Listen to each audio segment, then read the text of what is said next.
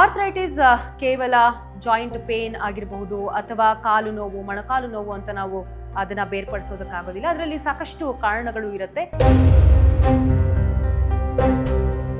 Surgery ನಾವು ಮಾಡೋಂಥದ್ದೇ ಮೊಬಿಲೈಸೇಷನ್ಗೆ, ನಡೆಯೋದಕ್ಕೋಸ್ಕರ ಮಾಡೋದು. ಸೊ ಆಸ್ ಅರ್ಲಿ ಆಸ್ ಈಗ ಅರ್ಲಿ ಮಾರ್ನಿಂಗ್ ಸರ್ಜರಿ ಮಾಡಿದ್ರೆ ಸಂಜೆನೇ ನಡೆಸ್ಬೋದು ನಾವು. ಹೆಣ್ಣು ಮಕ್ಕಳಿಗೆ ಐರನ್ ಡಿಫಿಷಿಯನ್ಸಿ, ವಿಟಮಿನ್ ಡಿಫಿಷಿಯನ್ಸಿ ಇವೆಲ್ಲವೂ ಕೂಡ ಆರ್ಥರೈಟಿಸ್ಗೆ ಒಂದು ರೀತಿ ಕಾರಣ ಆಗುತ್ತಾ? ಸಾಮಾನ್ಯವಾಗಿ 50-55 ವರ್ಷದ ಮೇಲೇನೆ ಇರ್ತಾರೆ. ಡಾಕ್ಟರ್, ಇನ್ನು ಈ ರೋಬೋಟಿಕ್ ಸರ್ಜರಿ ಬಗ್ಗೆ ಮಾತಾಡೋದಾದ್ರೆ, ಸರ್ಜನನ್ನು ರೀಪ್ಲೇಸ್ ಮಾಡೋ ಥರ ಟೆಕ್ನಾಲಜಿ ಇನ್ನೂ ಏನು ಬಂದಿಲ್ಲ. ರೋಬೋ ಯಾವಾಗಲೂ ಸರ್ಜನ್ಗೆ ಅಸಿಸ್ಟ್ ಮಾಡುತ್ತೆ. ತುಂಬಾ ಕಾಸ್ಟ್ಲಿ ಅಂತ ಹೇಳಿ ಜನರು ಮಾಡಿಸ್ಕೊಳ್ಳೋದು ತುಂಬಾ ಕಡಿಮೆ. ಅವರ ಲಾಸ್ಟ್ ಫ್ಯೂ ಇಯರ್ಸ್ ಆಫ್ ಲೈಫ್ನ ಕ್ವಾಲಿಟಿ ಆಫ್ ಲೈಫೇ ಇರೋದಿಲ್ಲ. ಇದರಿಂದ ಸಿಗುವಂತಹ ಪ್ರಯೋಜನ ಇದೆಯಲ್ಲ, ಅದು ಆ ಕಾಸ್ಟ್ಗಿಂತ 20 ಅಥವಾ 100 ಪಟ್ಟು ಜಾಸ್ತಿ ಅಂತ ಹೇಳಲಿಕ್ಕೆ ಇಷ್ಟಪಡ್ತೀನಿ. ಯಾವ ಹಂತದಲ್ಲಿ ಹೋದ್ರೆ ಇದು ಆರ್ಥರೈಟಿಸ್ ಗುಣ ಆಗೋದು ತುಂಬಾ ರಿಸ್ಕ್ ಇದೆ ಅನ್ನುವಂಥ stage? Suman TV Kannada health care ವಿಶೇಷ ಕಾರ್ಯಕ್ರಮಕ್ಕೆ ಸ್ವಾಗತ. ನಾನು ಉಷಾ. ಇತ್ತೀಚಿನ ದಿನಗಳಲ್ಲಿ ಸಾವಿರಾರು ಜನರಲ್ಲಿ ಕಾಣಿಸ್ಕೊಳ್ತಾ ಇರುವಂತಹ ಒಂದು ಸಾಮಾನ್ಯ ಸಮಸ್ಯೆ ಅಂದ್ರೆ ಅದು ಆರ್ಥರೈಟಿಸ್ ನಂತ ಸಮಸ್ಯೆ. ಆರ್ಥರೈಟಿಸ್ ಕೇವಲ ಜಾಯಿಂಟ್ ಪೇನ್ ಆಗಿರಬಹುದು ಅಥವಾ ಕಾಲು ನೋವು, ಮೊಣಕಾಲು ನೋವು ಅಂತ ನಾವು ಅದನ್ನ ಬೇರ್ಪಡಿಸೋದಕ್ಕಾಗೋದಿಲ್ಲ. ಅದರಲ್ಲಿ ಸಾಕಷ್ಟು ಕಾರಣಗಳು ಇರುತ್ತೆ. ಮುಂಚೆ ಎಲ್ಲ ಇದು ವಯೋಸಹಜವಾಗಿ ಬರ್ತಕ್ಕಂತಹ ಒಂದು ತೊಂದರೆ ಆಗಿತ್ತು. ಆದರೆ ಇತ್ತೀಚಿನ ದಿನಗಳಲ್ಲಿ ಯಂಗ್ಸ್ಟರ್ಸ್ ಅಲ್ಲೂ ಕೂಡ ನಾವು ಹೆಚ್ಚಾಗಿ ಇದನ್ನ ನೋಡ್ತಾ ಇದ್ದೀವಿ. ಹಾಗಾದ್ರೆ ಈ ಆರ್ಥರೈಟಿಸ್ ಯಾವ ಕಾರಣಕ್ಕಾಗಿ ಬರುತ್ತೆ, ಈ ಆರ್ಥರೈಟಿಸ್ಗೆ ಏನೆಲ್ಲ ಟ್ರೀಟ್ಮೆಂಟ್ಗಳಿದೆ ಅನ್ನೋದನ್ನ ತಿಳಿಸ್ಕೊಡೋದಕ್ಕೆ ನಮ್ಮ ಜೊತೆಗೆ ಬನ್ನೇರ್ಘಟ್ಟ ಅಪೋಲೋ ಆಸ್ಪತ್ರೆಯ ರೋಬೋಟಿಕ್ ಹಾಗೂ ಜಾಯಿಂಟ್ ರಿಪ್ಲೇಸ್ಮೆಂಟ್ ಮತ್ತು ಆರ್ಥೋಪೆಡಿಕ್ ಸರ್ಜನ್ ಆಗಿರುವಂತಹ ರವಿರಾಜ್ ಅವರಿದ್ದಾರೆ. ಡಾಕ್ಟರ್, ಕಾರ್ಯಕ್ರಮಕ್ಕೆ ಸ್ವಾಗತ. ಡಾಕ್ಟರ್, ಇತ್ತೀಚಿನ ದಿನಗಳಲ್ಲಿ ಈ ಒಂದು ಆರ್ಥರೈಟಿಸ್ ಅನ್ನೋ ಹೆಸರು ನಾವು ಜಾಸ್ತಿ ಕೇಳ್ತಾ ಇದ್ದೀವಿ. ಮುಂಚೆ ಎಲ್ಲ ವಯೋಸಹಜವಾಗಿ ಬರ್ತಾ ಇದ್ದಂಥ ಸಮಸ್ಯೆ ಇದು. ಆದರೆ ಇವಾಗ ಇದಕ್ಕೆ ವಯಸ್ಸಿನ ಭೇದ ಭಾವ ಇಲ್ಲ. ಇದು ಮೊದಲಿಗೆ ಜನರಿಗೆ ಆರ್ಥರೈಟಿಸ್ ಅಂದರೆ ಏನು ಅನ್ನೋದನ್ನು ತಿಳಿಸ್ಕೊಡಿ. ಅದೇ, ಈಗ ಆರ್ಥರೈಟಿಸ್ ಅನ್ನೋದು ತುಂಬ ಕಾಮನ್ ಪ್ರಾಬ್ಲಮ್. ನಮ್ಮ ಡೇ ಟು ಡೇ ಪ್ರಾಕ್ಟೀಸಲ್ಲಿ ಆಗಿರಲಿ, ನಿಮ್ಮ ಮನೆಯಲ್ಲಾಗಲಿ, ಈ ಸಂಧಿವಾತ ಅಥವಾ ಆರ್ಥರೈಟಿಸ್ ಅಥವಾ ಮೊಣಕಾಲು ನೋವು ಅನ್ನೋದಂತೂ ತುಂಬ ಕಾಮನ್ ಪ್ರಾಬ್ಲಮ್ ಆಗಿದೆ. ಈಗ ಮೊದಲು ನೀವು ಹೇಳಿದಾಗೆ ತುಂಬ ಎಲ್ಡರ್ಲಿ ಪೇಷಂಟ್ಸು, ವಯಸ್ಸಾಗಿರೋರಲ್ಲಿ ಬರ್ತಾ ಇದ್ದಂಥ ಕಾಯಿಲೆ ಈಗ ಸ್ವಲ್ಪ ಯಂಗರ್ ಪೇಷಂಟ್ಸಲ್ಲಿ ಬರ್ತಾ ಇದೆ. ಇದಕ್ಕೆ ಮೋಸ್ಟ್ಲಿ ನಮ್ಮ ಜೀವನ ಶೈಲಿ ಆಗಿರಲಿ ಅಥವಾ ನಮ್ಮ ಊಟ ಆಹಾರ ಸೇವನೆಯ ಮೆಥಡ್ಸ್ ಆಗಿರಲಿ ಅಥವಾ ಜಂಕ್ ಫುಡ್ ಏನು ತಿನ್ನೋದಾಗಲಿ, ನಮ್ಮ ಲೈಫ್ ಸ್ಟೈಲು, ಲ್ಯಾಕ್ ಆಫ್ ಎಕ್ಸರ್ಸೈಸಸ್ಸು ಹಾಗೂ ನಮ್ಮ ಸೆಡೆಂಟ್ರಿ ಆಗಿರುವಂಥ ಒಂದು ಜೀವನ ಶೈಲಿ ಇದಕ್ಕೆ ಮುಖ್ಯ ಕಾರಣ ಆಗಿರ್ಬೋದು. ಅದಲ್ಲದೆ ನಮ್ಮ ಜೆನೆಟಿಕ್ ಆಗಲಿ, ಫ್ಯಾಮಿಲಿ ಹಿಸ್ಟ್ರಿಯಲ್ಲಾಗಲಿ ಈ ಥರ ಇರೋದ್ರಿಂದ ನಮಗೆ ಹೈಯರ್ ರಿಸ್ಕ್ ಆಫ್ ಆರ್ಥರೈಟಿಸ್ ಬರೋ ಚಾನ್ಸಸ್ ಇರುತ್ತೆ.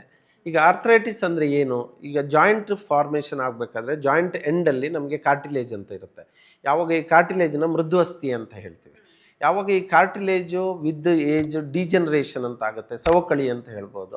ಆ ಸವಕಳಿ ಆಗಿ ಯಾವಾಗ ಆ ಬೋನು ಒಂದಕ್ಕೊಂದು ಟಚ್ ಆಗಲಿಕ್ಕೆ ಸ್ಟಾರ್ಟ್ ಆಗುತ್ತೆ, ಅದನ್ನು ನಾವು ಆರ್ಥರೈಟಿಸ್ ಅಂತೀವಿ. ಬೇಸಿಕಲಿ ಆ ಮೂಳೆಯ ಜಾಯಿಂಟ್ ಫಾರ್ಮ್ ಆಗೋ ಕಾರ್ಟಿಲೇಜ್ ಸೌದು ಮೂಳೆ ಟಚ್ ಆಗೋದೇನಿದೆ ಅದನ್ನು ಆರ್ಥರೈಟಿಸ್ ಅಂತ ಹೇಳ್ತೀವಿ. ಈಗ ನಮ್ಮ ಪಾಪ್ಯುಲೇಷನಲ್ಲಿ, ನಮ್ಮ ಜನರಲ್ಲಿ ಸಾಮಾನ್ಯವಾಗಿ ಬರುವಂಥದ್ದು ಮಂಡಿದ್ದು. Hip joint arthritis rare, but commonest ಅಂದರೆ ಸಾಮಾನ್ಯವಾಗಿ ಕಂಡು ಬರುವಂಥದ್ದು ಮಂಡಿ ಕಾಲು ಅಥವಾ ಮಂಡಿ ಕೀಲಿನ ನೋವು ಅಂತ ಹೇಳ್ತೀವಿ. ಅದನ್ನು ಆರ್ಥರೈಟಿಸ್ ಅಥವಾ ಆಸ್ಟಿಯೋ ಆರ್ಥರೈಟಿಸ್ ಅಂತ ಹೇಳ್ತೀವಿ. ಅದರಲ್ಲಿ ಬೇರೆ ಬೇರೆ ಥರದ ಆರ್ಥರೈಟಿಸ್ಗಳಿದ್ದಾವೆ. ಈಗ ಆಸ್ಟಿಯೋ ಆರ್ಥರೈಟಿಸ್ ಅಂತ ಏನು ಹೇಳ್ತೀವಿ, ಅದು ಏಜ್ ರಿಲೇಟೆಡ್, ವಯಸ್ಸಾಗ್ತಾ ಸವಕಳಿ ಬಂದು ಬರೋದು. ಇದೇ ರೀತಿ ಬೇರೆ ಬೇರೆ ಥರದ ಆರ್ಥರೈಟಿಸ್ ಇದೆ. ಕಾಮನೆಸ್ಟ್ ಸೆಕೆಂಡ್ ಅಂದರೆ ಈ ರುಮಟಾಯ್ಡ್ ಆರ್ಥರೈಟಿಸ್ ಅಥವಾ ಸಂಧಿವಾತ ಅಂತ ಹೇಳ್ತೀವಿ. ಅದು ಮೊಣಕಾಲು ಒಂದೇ ಅಲ್ಲದೆ ಬಾಡಿಯ ಬೇರೆ ಬೇರೆ ಜಾಯಿಂಟ್ಸ್, ಕೈ ಕೀಲುಗಳು, ಪಾದದ ಕೀಲುಗಳು, ಬೇರೆ ಕೀಲುಗಳು, ಹಿಪ್ ಜಾಯಿಂಟು, ಸ್ಪೈನು ಎಲ್ಲ ಜಾಯಿಂಟ್ಗಳನ್ನು ಇನ್ವಾಲ್ವ್ ಆಗುವಂಥ ಕಾಯಿಲೆ ರುಮಟಾಯ್ಡ್ ಆರ್ಥ್ರೈಟಿಸ್. ಇದು ಅಲ್ಲದೆ ಬೇರೆ ಬೇರೆ ಥರ ಸ್ಕಿನ್ ಕಂಡೀಷನ್ಸು, ಸೋರಿಯಾಟಿಕ್ ಆರ್ಥ್ರೈಟಿಸು, ಆ್ಯಂಕಲೋಸಿಂಗ್ ಸ್ಪಾಂಡಿಲೋಸಿಸ್ಸು, ಈ ಥರ ಬೇರೆ ಕಾಯಿಲೆಗಳಿಂದನೂ ಕೂಡ ಆರ್ಥ್ರೈಟಿಸ್ ಬರ್ಬೋದು. ಬಟ್ ನಾವು ಸಾಮಾನ್ಯವಾಗಿ ನೋಡುವ ಒಂದು 90% ಪೇಷಂಟ್ಸ್ಗೆ ಆಸ್ಟಿಯೋ ಆರ್ಥ್ರೈಟಿಸ್ ಅಥವಾ ರುಮಟಾಯ್ಡ್ ಆರ್ಥ್ರೈಟಿಸ್ಸೇ ಸಾಮಾನ್ಯವಾಗಿ. ಓಕೆ, ನೀವು ಹೇಳಿದ್ರಿ ವಯಸ್ಸಾದವರಲ್ಲಿ ಆಸ್ಟಿಯೋ ಆರ್ಥ್ರೈಟಿಸ್ ಹೆಚ್ಚಾಗಿ ಕಾಣಿಸ್ಕೊಳ್ಳುತ್ತೆ ಅಂತ. ಈ ಆರ್ಥ್ರೈಟಿಸ್ ಅಲ್ಲಿ ವಿಂಗಡಣೆಗಳನ್ನು ಮಾಡ್ಕೊಳ್ತಾ ಹೋದಂಥ ಸಂದರ್ಭದಲ್ಲಿ ಡಾಕ್ಟರ್ ಹೇಗೆ ಕಂಡುಕೊಳ್ಳೋದು? ಒಂದು ಜನಸಾಮಾನ್ಯನಾಗಿ ನಂದು ಒಂದು ಪ್ರಶ್ನೆ ಕೇಳಬೇಕು ಅನ್ನೋದಾದ್ರೆ, ಈಗ ನನಗೊಂದು ಕಾಲು ನೋವು ಬರ್ತಾ ಇದೆ, ಅದು ನಿಜವಾಗ್ಲೂ ಆರ್ಥ್ರೈಟಿಸ್ ಇರುತ್ತಾ ಅಥವಾ ಏನಾದರೂ ಆ ಕ್ಷಣದಲ್ಲಿ ಆಗಿರುವಂತಹ ನೋವಿಗೆ ಆ ಒಂದು ನೋವು ಬರ್ತಿರತ್ತಾ? ಹೇಗೆ ಕಂಡುಕೊಳ್ಳೋದು? ಈಗ ಯಂಗರ್ ಪೇಷಂಟ್ಸ್, ಈಗ ಫಾರ್ ಎಕ್ಸಾಂಪಲ್ ಒಂದು 45-50ಕ್ಕಿಂತ ಕಡಿಮೆ ವಯಸ್ಸಿನವರಿಗೆ ನೀ ಪೇನ್ ಬಂದರೆ ಸಾಮಾನ್ಯವಾಗಿ ಅದು ಆರ್ಥ್ರೈಟಿಸ್ ಇರೋದಿಲ್ಲ. ಅದು ಯಾವುದಾದ್ರೂ ಇಂಜುರಿ ರಿಲೇಟೆಡ್ ಅಥವಾ ಅವರ ಎಕ್ಸರ್ಸೈಸಾ, ಸ್ಪೋರ್ಟ್ಸು, ಅಥವಾ ಅದನ್ನು ಮಿಸ್ಯೂಸ್ ಅಥವಾ ಅಬ್ಯೂಸ್ ಮಾಡೋದ್ರಿಂದ, ಅಥವಾ ಒಳಗಡೆ ಲಿಗಮೆಂಟು, ಮೆನಿಸ್ಕಸ್ ಟೇರ್ಗಳು, ಅಥವಾ ಈ ಸ್ಪೋರ್ಟ್ಸ್ ಪರ್ಸನ್ಸ್ಗಳಲ್ಲಿ ಇಂಜುರೀಸು, ಓವರ್ ಯೂಸು, ಈ ಥರ ಕಾಯಿಲೆಗಳು ನಮ್ಮ ಯಂಗರ್ ಪೇಷಂಟ್ಸಲ್ಲಿ ಕಾಮನ್. ಈಗ ರುಮಟಾಯ್ಡ್ ಆರ್ಥ್ರೈಟಿಸ್ ಅನ್ನೋದಕ್ಕೆ ಅದಕ್ಕೆ ಏಜ್ ಅಂತಿಲ್ಲ. ತುಂಬ ಚಿಕ್ಕ ಏಜವ್ರಿಗೂ ಒಂದು ಜುವೆನೈಲ್ ರುಮಟಾಯ್ಡ್ ಆರ್ಥ್ರೈಟಿಸ್ ಅಂತೀವಿ, ಅದು ಈವನ್ ಟೀನೇಜರ್ಸ್ಗೂ ಬರ್ಬೋದು, ಆಮೇಲೆ ಎನಿ ಏಜಲ್ಲಿ ಬರ್ಬೋದು. ರುಮಟಾಯ್ಡ್ ಆರ್ಥ್ರೈಟಿಸ್ಗೆ ಆ ಥರ ಏಜ್ ಲಿಮಿಟ್ ಅಂತ ಇಲ್ಲ. ಆಸ್ಟಿಯೋ ಆರ್ಥ್ರೈಟಿಸ್ ಅನ್ನೋದು ಸಾಮಾನ್ಯವಾಗಿ ವಯಸ್ಸಾಗ್ತಾ ಬರೋದು. ಸೊ 50 ವರ್ಷದ ನಂತರ ಸಾಮಾನ್ಯವಾಗಿ ಬರುತ್ತೆ, 50-55 ವರ್ಷ ನಂತರ. ಮತ್ತು ಆಸ್ಟಿಯೋ ಆರ್ಥ್ರೈಟಿಸ್ ಯಾವತ್ತೂ ಸಡನ್ನಾಗಿ ಸ್ಟಾರ್ಟ್ ಆಗಲ್ಲ. ಸೊ ಕ್ರಮೇಣ ಪೇಯ್ನ್ ಬರೋಕ್ಕೆ ಸ್ಟಾರ್ಟ್ ಆಗುತ್ತೆ. ಆ ಪೇಯ್ನು ಗ್ರ್ಯಾಜುವಲಿ ಇನ್ಕ್ರೀಸ್ ಆಗುತ್ತೆ, ಆಮೇಲೆ ಸ್ವೆಲ್ಲಿಂಗ್ ಬರುತ್ತೆ, ಪೇಯ್ನ್ ಬರುತ್ತೆ, ಓಡಾಡೋದಕ್ಕೆ ಕಷ್ಟ, ಈ ಥರ ಗ್ರ್ಯಾಜುವಲ್ ಸಿಮ್ಟಮ್ಸ್ ಬಂದರೆ ಅದು ಆಸ್ಟಿಯೋ ಆರ್ಥ್ರೈಟಿಸ್ಸು. ವೆರಸ್ ರುಮಟಾಯ್ಡ್ ಆರ್ಥ್ರೈಟಿಸಲ್ಲಿ ನಮಗೇನೆಂದರೆ ಮಲ್ಟಿಪಲ್ ಜಾಯಿಂಟ್, ಕೈ ಜಾಯಿಂಟು, ಕಾಲು ಜಾಯಿಂಟು, ಮಂಡಿ, ಇದೆಲ್ಲ ಅರ್ಲಿ ಮಾರ್ನಿಂಗ್ ಎದ್ದ ತಕ್ಷಣ ಸ್ಟಿಫ್ನೆಸ್ ಬರೋದು, small joints of the hand ಅಥವಾ ಫುಟ್ ಅಂತ ಹೇಳ್ತೀವಿ, ಇದ್ರ ಇನ್ವಾಲ್ವ್ಮೆಂಟು, ಇದೆಲ್ಲ more in favour of rheumatoid arthritis. ಬರೀ ಮಂಡಿ ಮಾತ್ರ ಇನ್ವಾಲ್ವ್ ಆಗಿ ಏಜ್ ಒಂದು 50 ಅಥವಾ ಮೋರು ಆ ಥರ ಇದ್ದವರಿಗೆ ಬರೀ ಮಂಡಿ ನೋವು ಮಾತ್ರ ಕಾಣಿಸ್ಕೊಂತು ಅಂತಂದರೆ, ಅದರಲ್ಲೂ ಫಾರ್ ಮೋರ್ ಕಾಮನ್ ಇನ್ ಮೆನ್ಗಿಂತನೂ, because of the hormonal changes, body weight gain, calcium vitamin D deficiency, ಆಮೇಲೆ ಏಜ್ ಆ್ಯಕ್ಟಿವಿಟಿ ತುಂಬ ಓವರ್ ಯೂಸು, ಓವರ್ ಆ್ಯಕ್ಟಿವಿಟಿ ಮಾಡೋದ್ರಿಂದ ಇದರಿಂದನೂ ಈ ಥರ ಸವಕಳಿ ಸ್ಟಾರ್ಟ್ ಆಗುತ್ತೆ. ಸೊ ಎನಿಬಡಿ ಅಬೌವ್ 50 ಇಯರ್ಸ್ ಅಥವಾ ವಿತ್ ಓನ್ಲಿ ನೀ ಮಾತ್ರ, ಮೊಣಕಾಲು ಮಾತ್ರ ಇನ್ವಾಲ್ವ್ಮೆಂಟ್ ಇದ್ದರೆ ಅದನ್ನು ನಾವು ರಫ್ಲಿ ಆಸ್ಟಿಯೋ ಆರ್ಥ್ರೈಟಿಸ್ ಅಂತ ಹೇಳ್ಬೋದು. ಮಲ್ಟಿಪಲ್ ಜಾಯಿಂಟ್ ಪೇಯ್ನ್ ಜೊತೆಗೆ ಮೊಣಕಾಲು ನೋವು ಕೂಡ ಇತ್ತು ಅಂತಂದರೆ ಅದನ್ನು ನಾವು ರುಮಟಾಯ್ಡ್ ಆರ್ಥ್ರೈಟಿಸ್ ಅಂತ ರಫ್ಲಿ ನಾವು ಕಂಡುಹಿಡಿಬೋದು. ಮತ್ತು ನಮಗೆ ಫರ್ದರ್ ಟೆಸ್ಟಿಸ್, ಈಗ ರುಮಟಾಯ್ಡ್ ಆರ್ಥ್ರೈಟಿಸ್ಗೆ various type of blood test ಎಲ್ಲ ಮಾಡ್ತೀವಿ. ಅದರಲ್ಲೆಲ್ಲ ನಮಗೆ RA ಫ್ಯಾಕ್ಟರು, ACCP, ಈ ಥರ ಎಲ್ಲ ಟೆಸ್ಟ್ಗಳೆಲ್ಲ ಅದರಲ್ಲೆಲ್ಲ ಪಾಸಿಟಿವ್ ಬಂದು ಬೇರೆ ಜಾಯಿಂಟ್ಸ್ ಎಲ್ಲ ಇನ್ವಾಲ್ವ್ ಆಗಿದ್ದರೆ ಆವಾಗ it is more in favour of rheumatoid. X ray ಮಾಡ್ತೀವಿ. ಎಕ್ಸ್ರೇಯಲ್ಲಿ ನಮಗೆ ವೇರ್ ಆ್ಯಂಡ್ ಟೇರ್, ಸವಕಳಿ ಅಂತ ಹೇಳ್ತೀವಿ. ಸ್ಟ್ಯಾಂಡಿಂಗ್ ಎಕ್ಸ್ರೇ ಮಾಡಿದಾಗ ಆ ಜಾಯಿಂಟಲ್ಲಿ ಗ್ಯಾಪ್ ಕಡಿಮೆ ಆಗಿ ಮೂಳೆಗೆ ಮೂಳೆ ಹತ್ತಿರ ಬಂದು ಅದು ಮೂಳೆಗೆ ಮೂಳೆ ಟಚ್ ಆಗೋ ಥರ ಆಯಿತು ಅಂತಂದರೆ ಆವಾಗ ಆರ್ಥ್ರೈಟಿಸ್ ಸಿವಿಯರಿಟಿ ಗೊತ್ತಾಗುತ್ತೆ. ಅದರಲ್ಲಿ ಡಿಫ್ರೆಂಟ್ ಗ್ರೇಡ್ಸ್ ಇರ್ತದೆ, ಅದೆಲ್ಲ ಕಂಡುಹಿಡಿಯೋದಕ್ಕೆ ನಾವು ಫರ್ದರ್ ಟೆಸ್ಟ್ ಅಂತ ಮಾಡ್ತೀವಿ. ಓಕೆ, ಈ ಆರ್ಥ್ರೈಟಿಸ್ಗೆ ಯಾವ ಥರದ ಟ್ರೀಟ್ಮೆಂಟ್ಗಳು ಸಿಗುತ್ತೆ ಡಾಕ್ಟರ್? ಯಾವ ಥರದ ಟ್ರೀಟ್ಮೆಂಟ್ಗಳನ್ನು ತೆಗೆದುಕೊಳ್ಬೇಕಾಗತ್ತೆ ಒಂದು ಸಾಮಾನ್ಯ ಜನರಿಗೆ? ಈಗ treatment of arthritis depends on the stage of the disease ಅಂತ ಹೇಳ್ತೀವಿ. ಈಗ ಬೇರೆ ಬೇರೆ ಸ್ಟೇಜಸ್ ಇದೆ, ಸ್ಟೇಜ್ 1, 2, 3, 4 ಅಂತ ಇದೆ. ಸ್ಟೇಜ್ 1 and 2 ತುಂಬ initial stages, stage 3 mid, stage 4 severe. So ಈಗ ಇನಿಷಿಯಲ್ ಸ್ಟೇಜಲ್ಲಿ ನಮಗೆ ಸ್ಟೇಜ್ 1 and 2 ಅಲ್ಲಿದ್ದಾಗ ನಮಗೆ ಕನ್ಸರ್ವೇಟಿವ್ ಟ್ರೀಟ್ಮೆಂಟ್ ಅಂತ ಹೇಳ್ತೀವಿ. ಕನ್ಸರ್ವೇಟಿವ್ ಟ್ರೀಟ್ಮೆಂಟ್ ಅಂದರೆ ನಾವು ಮೇನ್ಲಿ ಲೈಫ್ ಸ್ಟೈಲ್ ಚೇಂಜಸ್ ಅಂತ ಹೇಳ್ತೀವಿ. ಲೈಫ್ ಸ್ಟೈಲ್ ಚೇಂಜಸ್ ಅಂದರೆ ಜೀವನ ಶೈಲಿನ ಚೇಂಜ್ ಮಾಡೋವಂಥದ್ದು. ಈಗ ವೆಯ್ಟ್ ಕಡಿಮೆ ಆಗೋದು, ಬಾಡಿ ವೆಯ್ಟ್ನ ಕಡಿಮೆ ಮಾಡೋದಾಗಲಿ, ಆ್ಯಕ್ಟಿವಿಟೀಸು, ಎಕ್ಸರ್ಸೈಸಸ್ ಮಾಡೋದು, ಆಮೇಲೆ ಮಂಡಿಗೆ ಸಂಬಂಧಪಟ್ಟಂಥ ಸ್ಪೆಸಿಫಿಕ್ ಕ್ವಾಡ್ರಿಸೆಪ್ಸ್ ಅಥವಾ ಹ್ಯಾಮ್ಸ್ಟ್ರಿಂಗ್ ಎಕ್ಸರ್ಸೈಸಸ್ ಅಂತ ಹೇಳ್ತೀವಿ, ಮಸಲ್ನ ಬಿಲ್ಡ್ ಮಾಡೋಂಥ ಎಕ್ಸರ್ಸೈಸಸ್ಸು. ಆಮೇಲೆ ತುಂಬ ವಿಗರಸ್ ಆ್ಯಕ್ಟಿವಿಟೀಸ್ ಏನಾದರೂ ಮಾಡ್ತಾಯಿದ್ರೆ ಆ ಆ್ಯಕ್ಟಿವಿಟೀಸನ್ನ ಟೋನ್ ಡೌನ್ ಮಾಡೋದು, ಹಾಗೂ ಕೋರ್ ಅಥವಾ ಮಸಲ್ ಸ್ಟ್ರೆಂಥನಿಂಗ್ ಅಂತ ಹೇಳ್ತೀವಿ. ಇವೆಲ್ಲ ಇನಿಷಿಯಲ್ ಸ್ಟೇಜಲ್ಲಿ ಈ ಥರ ಎಕ್ಸರ್ಸೈಸು, ಲೈಫ್ ಸ್ಟೈಲ್ ಚೇಂಜಸ್ಸು. ಮತ್ತು ಆರ್ಥ್ರೈಟಿಸ್ ಜಾಸ್ತಿ ಆಗ್ತಾ ಇದ್ದಂಗೆ ಕೆಲವು ಆ್ಯಕ್ಟಿವಿಟೀಸ್ನ ಅವಾಯ್ಡ್ ಮಾಡಬೇಕು. ಯಾವೆಲ್ಲ ಆ್ಯಕ್ಟಿವಿಟೀಸ್ನ ನಾವು ಅವಾಯ್ಡ್ ಮಾಡಬೇಕು? ಈ ಕೆಳಗಡೆ ಕೂತ್ಕೊಳ್ಳೋದಾಗಲಿ, ಈಗ ಅಡ್ಡ ಕಾಲು ಅಥವಾ ಚಕ್ಲಬಕ್ಲ ಹಾಕೋದು ಅಂತೀವಿ, ಆ ಥರ ಕೂತ್ಕೊಳ್ಳೋದಾಗಲಿ, ಇಂಡಿಯನ್ ಟೈಪ್ ಆಫ್ ಟಾಯ್ಲೆಟ್ನ ಯೂಸ್ ಮಾಡೋದು, ಅಥವಾ ತುಂಬ ಮೆಟ್ಲು ಹತ್ತೋದು ಇಳಿಯೋದು ಆ್ಯಕ್ಟಿವಿಟೀಸ್, ಈ ಥರ ಆ್ಯಕ್ಟಿವಿಟೀಸನ್ನೆಲ್ಲ ಮಾಡೋದ್ರಿಂದ ನಾವು ಸವಿತಾ ಇರುವ ಜಾಯಿಂಟ್ ಮೇಲೆ ತುಂಬಾ ನಾವು ಪ್ರೆಷರ್ ಹಾಕ್ದಂಗೆ ಆಗುತ್ತೆ. ಸೊ ಆ ಆ್ಯಕ್ಟಿವಿಟೀಸ್ಗಳನ್ನೆಲ್ಲ ಅವಾಯ್ಡ್ ಮಾಡಿ ನಮ್ಮ ಎಕ್ಸರ್ಸೈಸಸ್ ಆಗಲಿ, ಯೋಗ ಆಗಲಿ, ಅದಕ್ಕೆ ಬೇರೆ ಥರದ ಆ್ಯಕ್ಟಿವಿಟೀಸ್ನ ಮಾಡೋದ್ರಿಂದ ನಾವು ಅದನ್ನು ಸ್ವಲ್ಪ ಮಟ್ಟಿಗೆ ಅದರ ಆರ್ಥ್ರೈಟಿಸ್ನ ಪ್ರೋಗ್ರೆಸ್ನ ನಾವು ಒಂದು ಮಟ್ಟಕ್ಕೆ ನಿಲ್ಲಿಸ್ಬೋದು ಹಾಗೂ ಅದನ್ನು ಮ್ಯಾನೇಜ್ ಮಾಡುವಂಥದ್ದಾಗತ್ತೆ. ಸೊ ಇದನ್ನೆಲ್ಲ ಇದ್ರ ಜೊತೆಗೆ ಮೆಡಿಕೇಷನ್ಸಲ್ಲಿ ನಾವು ಪೇನ್ ಕಿಲ್ಲರ್ಸ್ ಅಂತ ಕೊಡ್ತೀವಿ. ಎಕ್ಸೆಸಿವ್ ಪೇನ್ ಕಿಲ್ಲರ್ಸು ತೊಗೊಳ್ಬಾರ್ದು, ಅದು ಅಸಿಡಿಟಿ, ಅಲ್ಸರು, ಕಿಡ್ನಿಗೆ ತೊಂದರೆ ಎಲ್ಲ ಆಗುತ್ತೆ. But short time pain severe ಇದ್ದಾಗ ಈ ಪೇನ್ ಕಿಲ್ಲರ್ಸು ಪೇಯ್ನ ಕಡಿಮೆ ಮಾಡೋದ್ರಲ್ಲಿ ಹೆಲ್ಪ್ ಆಗುತ್ತೆ. ಅದ್ರ ಜೊತೆಗೆ ನಾವು ಕ್ಯಾಲ್ಶಿಯಂ ಸಪ್ಲಿಮೆಂಟೇಷನು, ವಿಟಮಿನ್ ಸಪ್ಲಿಮೆಂಟೇಷನ್ನು, ಈಗ ಕೊಲಾಜನ್ ಅಂತ ಯೂಸ್ ಮಾಡ್ತೀವಿ. ಇದನ್ನೆಲ್ಲ ಯೂಸ್ ಮಾಡೋದ್ರಿಂದ ನಾವು ಆರ್ಥ್ರೈಟಿಸ್ನ ಪ್ರೋಗ್ರೆಸ್ನ ಒಂದು ಮಟ್ಟಕ್ಕೆ ನಿಲ್ಲಿಸ್ಬೋದು. ಹಾಗೂ ಪೇಷಂಟ್ಗೆ ತುಂಬ ಪೇಯ್ನ್ ಇರುತ್ತೆ ಈ ಆರ್ಥ್ರೈಟಿಸಿಂದ. ಅವ್ರಿಗೆ ಸಾಮಾನ್ಯವಾಗಿ ಆಗೋ ತೊಂದರೆಗಳೇನೆಂದರೆ ಕೂತ್ಕೊಳ್ಳೋದು, ಹೇಳೋದು, ಮೆಟ್ಲತ್ತೋದು, ಇಳಿಯೋದು, ಆಮೇಲೆ ಅವ್ರದ್ದು ವಾಕಿಂಗ್ ಕಷ್ಟ ಆಗುತ್ತೆ. ಮೊದಲೆಲ್ಲ ಈ ಥರ ಪಾರ್ಕು, ದೇವಸ್ಥಾನ ಈ ಥರ ಎಲ್ಲ ಹೋಗ್ತಾ ಇದ್ದವರು ಕ್ರಮೇಣ ಟೈಮು, ಡಿಸ್ಟೆನ್ಸ್ನೆಲ್ಲ ಕಡಿಮೆ ಆಗಿ ಅವರು ಮನೆ ಒಳಗಡೆ ರೆಸ್ಟ್ರಿಕ್ಟ್ ಆಗೋ ಥರ ಮಾಡ್ಕೊಳ್ತಾರೆ. ಸೊ ಇದನ್ನೆಲ್ಲ ನಾವು ಇನಿಷಿಯಲ್ ಸ್ಟೇಜಲ್ಲಿ ಎಕ್ಸರ್ಸೈಸು, ಫಿಸಿಯೋಥೆರಪಿಯಲ್ಲಿ ನೀಗೆ ಸಂಬಂಧಪಟ್ಟ ಫಿಸಿಯೋಥೆರಪಿ, ಸ್ಟ್ರೆಂಥನಿಂಗ್ ಎಕ್ಸರ್ಸೈಸಸ್ಸು, ಮೆಡಿಕೇಷನ್ಸು ಹಾಗೂ ಈ ಸಪ್ಲಿಮೆಂಟ್ಸು, ಇದೆಲ್ಲ ಕನ್ಸರ್ವೇಟಿವ್ ಟ್ರೀಟ್ಮೆಂಟ್ ಅಂತ ಹೇಳ್ತೀವಿ. ಇದೆಲ್ಲ ಮಾಡೋದ್ರಿಂದ ಅವ್ರಿಗೆ ಆ ನೋವನ್ನ ಮ್ಯಾನೇಜ್ ಮಾಡೋದಕ್ಕೆ ನಾವು ಹೆಲ್ಪ್ ಮಾಡ್ಬೋದು, ಮಸಲ್ನ ಸ್ಟ್ರೆಂಥನ್ ಮಾಡ್ಬೋದು, ನೀಯಲ್ಲಿ ಏನು ಸ್ಟಿಫ್ನೆಸ್ ಇರುತ್ತೆ ಅದನ್ನೊಂದು ಸ್ವಲ್ಪ ಮೊಬಿಲಿಟಿ ಜಾಸ್ತಿ ಮಾಡಿ ಓಡಾಡೋ ಥರ ಮಾಡ್ಬೋದು. ಇದೆಲ್ಲ ಇನಿಷಿಯಲ್ ಸ್ಟೇಜಸ್. ಓಕೆ ಡಾಕ್ಟರ್, ಇವಾಗ ಈ ಹೆಣ್ಮಕ್ಳಲ್ಲಿ ಅಥವಾ ಗಂಡು ಮಕ್ಕಳಲ್ಲಿ ಏನಾದರೂ ಇದು ಮೂಳೆ ಸಂಬಂಧಿತ ನೋವುಗಳಾಗಿರ್ಬೋದು ಅಥವಾ ಈ ಜಾಯಿಂಟ್ ಪೇನ್ ಆಗಿರ್ಬೋದು, ಇವೆಲ್ಲ ಹೆಚ್ಚಾಗಿರುತ್ತೆ. ಯಾಕಂದರೆ ಹೆಣ್ಮಕ್ಳಲ್ಲಿ ಆಫ್ಟರ್ ಡೆಲಿವರಿ ಅದು ಹೇಳ್ತಾರೆ ಇಡೀ ದೇಹದ ಮೂಳೆಗಳ ಒಂದು ಅಂಶ ಮಗು ತೆಗೆದುಕೊಂಡಿರುತ್ತೆ ಅಂತ. ಹೀಗಾಗಿ ಏನಾದರೂ ಹೆಚ್ಚಿನ ಮಟ್ಟದಲ್ಲಿ ಏನಾದರೂ ಹೆಣ್ಮಕ್ಳಲ್ಲಿ ಒಂದು ಸಮಸ್ಯೆ ಕಾಣಿಸ್ಕೊಳ್ಳುತ್ತಾ ಹೇಗೆ? ಈಗ ನಾವು ಆಸ್ಟಿಯೋಆರ್ಥರೈಟಿಸ್ ನೋಡಿದಾಗ ನಮಗೆ ಒಂದು 4 ಪೇಷಂಟ್ ನೋಡಿದ್ವಿ ಅಂದರೆ ಒಂದು 2 ರಿಂದ 3 ಜನ ಹೆಣ್ಮಕ್ಳಿಗೆ ಬರುತ್ತೆ, ಏಜ್ ಆದವರಿಗೆ, ವಯಸ್ಸಾದವರಿಗೆ, ಅಮ್ಮಂದರಿಗೆ ಬರುತ್ತೆ. ಇದರಲ್ಲಿ ಹಾರ್ಮೋನಲ್ ಚೇಂಜಸ್ ಇರ್ಬೋದು, ಅಥವಾ ಬಾಡಿ ವೆಯ್ಟ್ ಗೇನ್ ಇರ್ಬೋದು, ಅಥವಾ ಅವರ ಈ ಪ್ರೆಗ್ನೆನ್ಸಿ, ಡೆಲಿವರಿ, ಚೈಲ್ಡ್ ಬೇರಿಂಗು, ಫೀಡಿಂಗಿಂದಾಗಿ ಕ್ಯಾಲ್ಶಿಯಂ, ವಿಟಮಿನ್ ಡಿ ಕೊರತೆ ಇರ್ಬೋದು, ಅವರು ಅದನ್ನು ಸಪ್ಲಿಮೆಂಟ್ಸ್ನೆಲ್ಲ ಅಡಿಕ್ವೇಟಾಗಿ ತಗೊಳ್ದಂಗೆ ಇರ್ಬೋದು.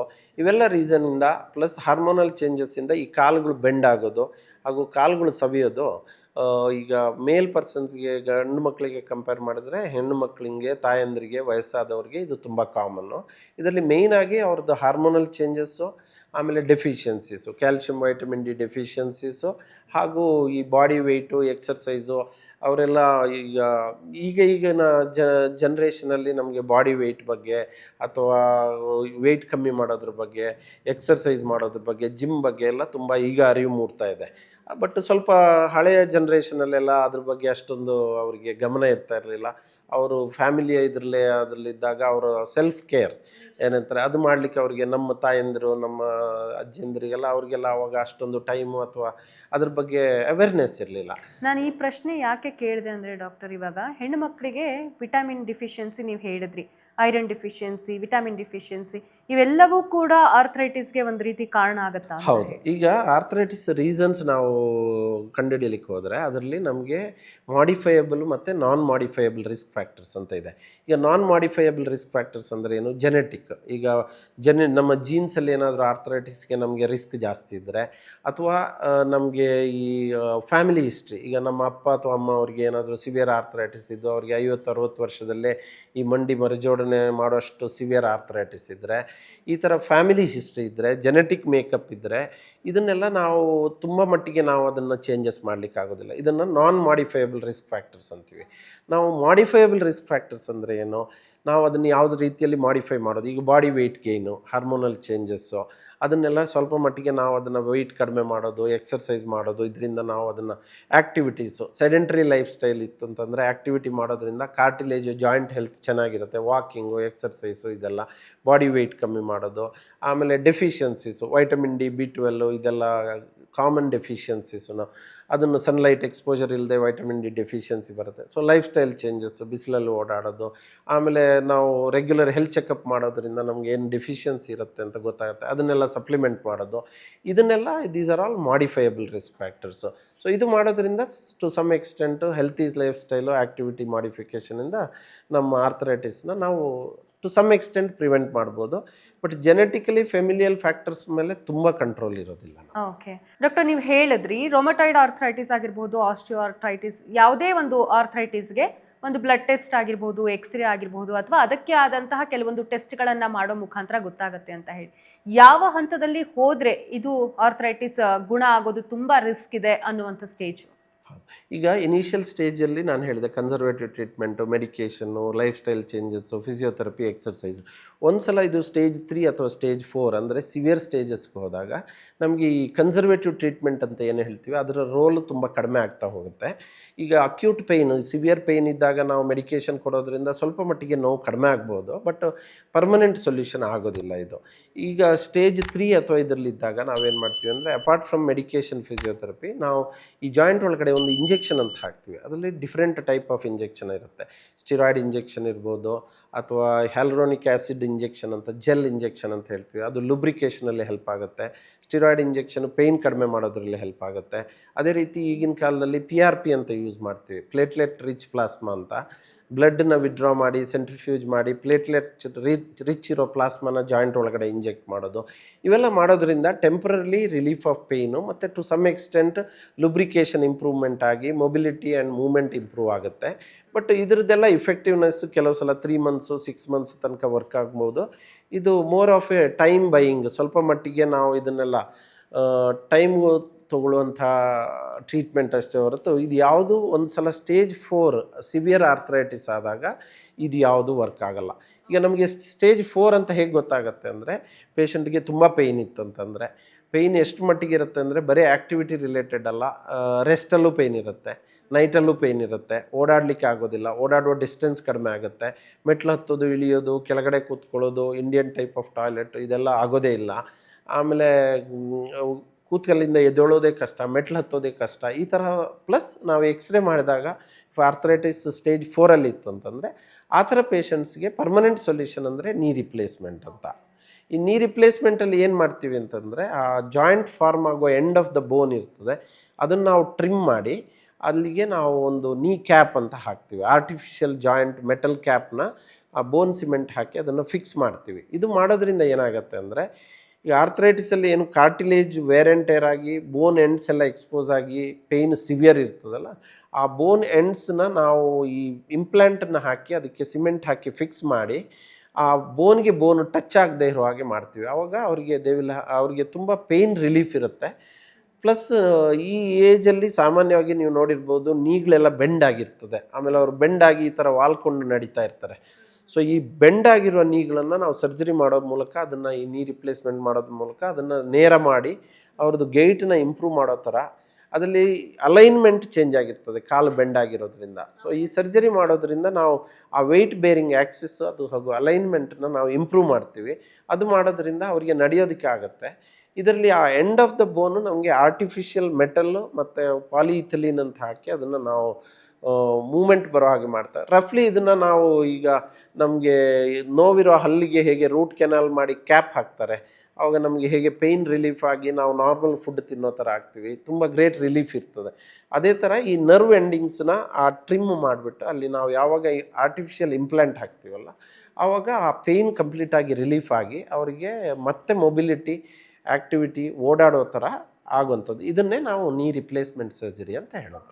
ವಯಸ್ಸಾಗಿರೋರಲ್ಲಿ ಡಾಕ್ಟರ್ ಏನಂದ್ರೆ ಮಲ್ಟಿಪಲ್ ಪ್ರಾಬ್ಲಮ್ಸ್ ಇರುತ್ತೆ, ಹೆಲ್ತ್ ತೊಂದರೆಗಳಿರುತ್ತೆ, BP, ಶುಗರ್ ಈ ಥರದ್ದು. ಇಂಥ ಸಂದರ್ಭದಲ್ಲಿ ಅವರು ನಿಮ್ಮ ಹತ್ರ ಬಂದಂಥ ಸಂದರ್ಭದಲ್ಲಿ ಅವರಿಗೆ ನೀವು ಟ್ರೀಟ್ಮೆಂಟು ಅಥವಾ ಈ ಸರ್ಜರಿಯನ್ನು ಸಜೆಸ್ಟ್ ಮಾಡಿದ್ರೆ ಅವರು ಅದನ್ನು ಯಾವ ರೀತಿ ಅಂದರೆ ದೈನಂದಿನ ಚಟುವಟಿಕೆಗಳಾಗಿರ್ಬೋದು ಇದ್ರ ಮೇಲೆ ಏನಾದರೂ ಎಫೆಕ್ಟ್ ಆಗುತ್ತಾ, ಅವರ ಬೇರೆ ಆರೋಗ್ಯ ಸಮಸ್ಯೆದ ಮೇಲೆ ಏನಾದರೂ ಎಫೆಕ್ಟ್ ಆಗುತ್ತಾ ಅಂತ ಹೇಳಿ?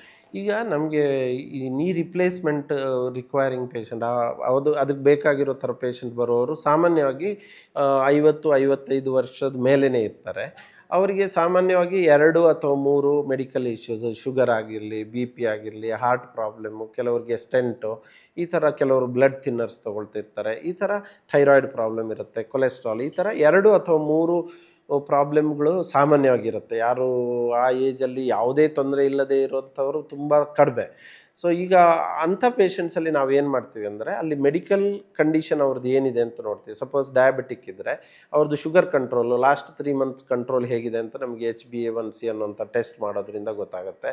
ಅದೇ ಥರ ಥೈರಾಯ್ಡ್ ಟ್ರೀಟ್ಮೆಂಟ್ ತೊಗೊಳ್ತಾ ಇದ್ದರೆ ಅವರ ಥೈರಾಯ್ಡ್ ಸ್ಟೇಟಸ್ ಏನಿದೆ ಅನ್ನೋದು ಬ್ಲಡ್ ಟೆಸ್ಟಲ್ಲಿ ಗೊತ್ತಾಗುತ್ತೆ. BP ಕಂಟ್ರೋಲ್ ಈಗ ಲಾಸ್ಟ್ ಫ್ಯೂ ಡೇಸಲ್ಲಿ ಯಾವ ಥರ ಇದೆ ಅಂತ ಚೆಕ್ ಮಾಡ್ತೀವಿ. ಕಾರ್ಡಿಯಾಕ್ ಇಶ್ಯೂಸ್ ಎಲ್ಲ ಇತ್ತು ಅಂತಂದರೆ ಅದರಲ್ಲಿ ಕಾರ್ಡಿಯಾಕ್ ಇಶ್ಯೂ ಯಾವುದಾದ್ರೂ ಎಮರ್ಜೆನ್ಸಿ, ಅದು ಏನಾದರೂ ಸ್ಟೆಂಟು ಈ ಥರ ಮಾಡೋ ಥರದ್ದು ಇದೆಯಾ, ಅಥವಾ ಅವರು ಸರ್ಜರಿ ಇದು ಮೊಬಿಲಿಟಿ ಅವರಿಗೆ ನಡೆಯೋದು ತುಂಬ ನೋವಿದ್ದು ಅದು ಪ್ರಯಾರಿಟಿನ, ಯಾವುದು ಅವರಿಗೆ ಪ್ರಯಾರಿಟಿ ಅಂತ ನೋಡ್ತೀವಿ. ಈಗ ಶುಗರ್ ಹೈ ಇದ್ದರೆ ಅದನ್ನು ಶುಗರ್ನ ಚೆನ್ನಾಗಿ ಕಂಟ್ರೋಲ್ ಮಾಡ್ತೀವಿ, BP ಕಂಟ್ರೋಲ್ ಮಾಡ್ತೀವಿ.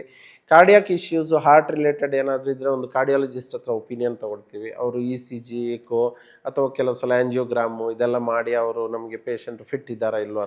ಈಗ ಪೇಷಂಟು ಮೆಡಿಕಲ್ ಕಂಡೀಷನನ್ನು ಟ್ರೀಟ್ ಮಾಡೋದು ಹಾಗೂ ಅವರು ಈ ಸರ್ಜರಿ ಬೇಕಾದರೆ ಆ ಸರ್ಜರಿಗೆ ಅವರು ಎಷ್ಟು ಫಿಟ್ ಇದ್ದಾರೆ ಅನ್ನೋದು ಇಂಪಾರ್ಟೆಂಟ್. ಮೆಡಿಕಲ್ ಕಂಡೀಷನ್ ವೈಸು ಅವ್ರನ್ನ ಎಷ್ಟು ಫಿಟ್ ಮಾಡಲಿಕ್ಕಾಗತ್ತೆ ನೋಡ್ತೀವಿ. ಈಗ ಎಗೈನ್ ಅದರಲ್ಲಿ ಕೆಲವು ಈಗ modifiable and non modifiable medical condition ಇರ್ತದೆ. ಈಗ ಒಬ್ಬರಿಗೆ ಡಯಾಬಿಟಿಸ್ ಇತ್ತು ಅಂತಂದರೆ ಅದನ್ನು ನಾವು ಅವ್ರನ್ನ ಡಯಾಬಿಟಿಸ್ ಇಲ್ದಂಗಂತೂ ಮಾಡೋಕ್ಕಾಗಲ್ಲ. ಬಟ್ ಅಟ್ಲೀಸ್ಟ್ ಅವ್ರದ್ದು ಶುಗರು ಚೆನ್ನಾಗಿ ಕಂಟ್ರೋಲ್ ಮಾಡೋಂಗೆ ಮಾಡಿ, BP ಜಾಸ್ತಿ ಇದ್ದರೆ BP ಕಂಟ್ರೋಲ್ ಮಾಡಿ, ಕಾರ್ಡಿಯಾಕ್ ಇಶ್ಯೂ ಇದ್ದರೆ ಒಂದು ಕಾರ್ಡಿಯಾಲಜಿಸ್ಟ್ ಒಪಿನಿಯನ್ ತೊಗೊಂಡು ಈ ಥರ ಮೆಡಿಕಲಿ ಅವ್ರನ್ನ ಆಪ್ಟಿಮೈಸೇಷನ್ ಅಂತ ಹೇಳ್ತೀವಿ. ಆಪ್ಟಿಮೈಸೇಷನ್ ಮಾಡಿಕೊಂಡು ನಾವು ಈ ಸರ್ಜರಿಗೆ ಮುಂದೆ ಹೋಗುವಂಥದ್ದು. ಸೊ ಮೆಡಿಕಲಿ ಅನ್ಫಿಟ್ ಅನ್ನೋ ಥರ ಪೇಷಂಟ್ಸ್ ಯಾರೂ ಇರಲ್ಲ. ಅವರಿಗೆ ಮೊಬಿಲಿಟಿ ತುಂಬ ತೊಂದರೆ ಆಯಿತು ಅಂದರೆ ಅವ್ರದ್ದು ಶುಗರ್ ಕಂಟ್ರೋಲ್ ಆಗಲಿ, BP ಕಂಟ್ರೋಲ್ ಆಗಲಿ, ವಾಕಿಂಗ್ ಮಾಡೋದು, ಎಕ್ಸಸೈಸ್ ಎಲ್ಲ ತುಂಬ ಕಡಿಮೆ ಆಗುತ್ತೆ. ಮೋರವರು sedentary lifestyle, bedridden ಆದರೆ ಇನ್ನೂ ಮೆಡಿಕಲ್ ಕಂಡೀಷನ್ನು ವರ್ಸನ್ ಆಗುತ್ತೆ. ಸೊ ಒಂದು ವಿಂಡೋ ಆಫ್ ಅಪರ್ಚುನಿಟಿ ನಾವು ನೋಡಿಕೊಂಡು ಆ ಟೈಮಲ್ಲಿ ಅವರಿಗೆ ಸರ್ಜರಿ ಮಾಡಿ ಅವ್ರನ್ನ ಮತ್ತೆ ನಡೆಯುವಂಗೆ ಮತ್ತೆ ಎಕ್ಸರ್ಸೈಸ್ ಮಾಡೋಂಗೆ ಮಾಡಿದ್ರೆ ಅವ್ರಿಗೆ ಈ ಮೆಡಿಕಲ್ ಕಂಡೀಷನನ್ನು ಟ್ರೀಟ್ ಮಾಡೋದಕ್ಕೂ ತುಂಬ ಹೆಲ್ಪ್ ಆಗುತ್ತೆ ಅಂತ. ಈ ನೀ ರಿಪ್ಲೇಸ್ಮೆಂಟ್ ಮಾಡಿದಂತಹ ಪೇಷಂಟ್ನ ರಿಕವರಿ ಯಾವ ಥರ ಇರುತ್ತೆ ಡಾಕ್ಟರ್? ಈಗ ಪ್ರೆಸೆಂಟ್ಲಿ ನಾವು ತುಂಬ ಟೆಕ್ನಾಲಜಿನ ಉಪಯೋಗಿಸ್ತೀವಿ. ಕಂಪೇರ್ ಟು ಒಂದು 15-20 ವರ್ಷ ಮೊದಲಿಗೂ ಈಗಕ್ಕೂ ದ ರಿಕವರಿ ಪಾರ್ಟ್ ಈಸ್ ತುಂಬ ಚೆನ್ನಾಗಿ ರಿಕವರಿ ಆಗ್ತಾರೆ. ಈಗ ಹೇಗೆ ಮಾಡ್ತೀವಿ ಅಂದರೆ ಒಂದು ದಿನ ಮೊದಲು ಪೇಷಂಟ್ನ ಅಡ್ಮಿಟ್ ಮಾಡಿ ಎಲ್ಲ ಬ್ಲಡ್ ಟೆಸ್ಟು, ಫಿಸಿಷಿಯನ್ನು, ಕಾರ್ಡಿಯಾಲಜಿಸ್ಟು ಎಲ್ಲ ನೋಡ್ತಾರೆ. ಮರುದಿವಸ ನಾವು ಸರ್ಜರಿ ಮಾಡ್ತೀವಿ. ಸರ್ಜರಿಯ ಮರುದಿವಸನೇ ನೆಕ್ಸ್ಟ್ ಡೇ ಆಫ್ ದ ಸರ್ಜರಿಯೇ ನಾವು ಪೇಷಂಟನ್ನು ನಿಲ್ಲಿಸೋದು, ನಡೆಸೋದು ಮಾಡಲಿಕ್ಕಾಗತ್ತೆ. ಇದೆಲ್ಲ ಹೇಗಾಗುತ್ತೆ ಅಂತಂದರೆ advanced technology, experienced doctors plus pain management ಅಂತ ಹೇಳ್ತೀವಿ. ಈಗ ಪೇಯ್ನ್ ಮ್ಯಾನೇಜ್ಮೆಂಟ್ ತುಂಬ ಇಂಪಾರ್ಟೆಂಟು.